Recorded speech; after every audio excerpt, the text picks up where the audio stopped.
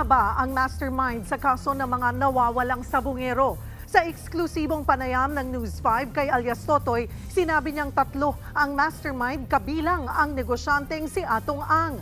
Si Atong Ang idedemanda na raw si alias Totoy. Narito ang report.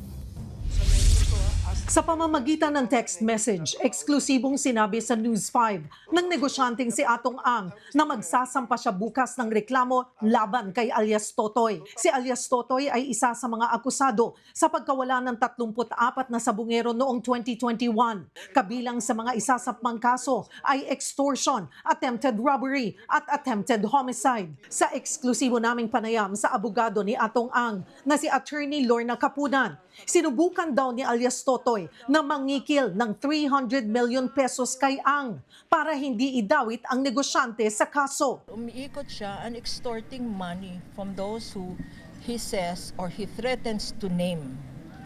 That is why Sir Atong Ang is coming forward in his attempt to bring out the truth. Paano nangyari yung extortion? Nagkita ba sila? Nag-usap ba sila? We have evidence. We will show in due course, in the case that we are going to file.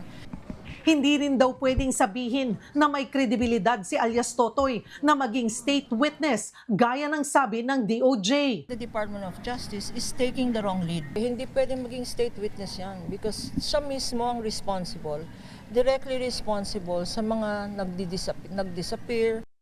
Hanggang ngayon, wala pang formal na salaysay si alias Totoy kaugnay ng kanyang mga akusasyon.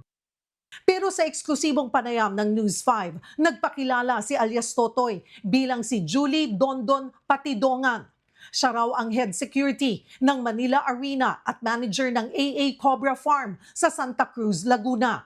Pakilala niya pa, matalik daw niyang kaibigan si Atong Ang. Diretsahan niyang sinabi na 3 tao ang umano'y mastermind sa pagkawala ng mga sabungero.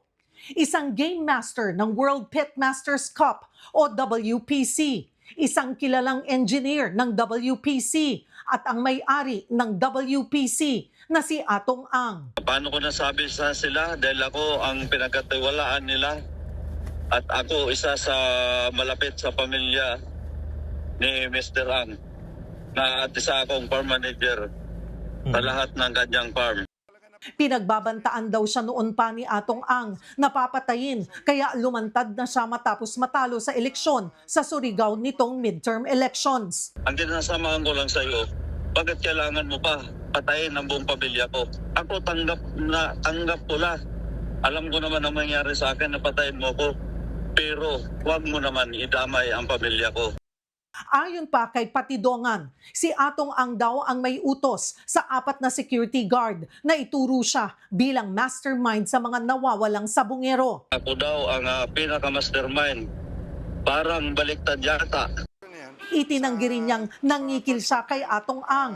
Si Ang daw ang nag-offer sa kanya ng kalahating bilyong piso para pumirma ng affidavit na binabawi niya ang kanyang mga pahayag. Muling sinabi ni Patidongan na patay na ang mga nawawalang sabungero na itinapon umano sa Taal Lake. Pinaiimbestigahan na rin daw yan ni Pangulong Bongbong Marcos. Ipagpatuloy po ang pag-iimbestiga ng malalimang pag-iimbestiga para malaman kung sino ba talaga ang sangkot dito at mapanagot ang dapat mapanagot. Mga kapatid, Cheryl Cosing po. Maging maalam at may pakialam sa mga napapanahong issue at headlines. Mag-follow at mag-subscribe na sa social media pages ng News 5.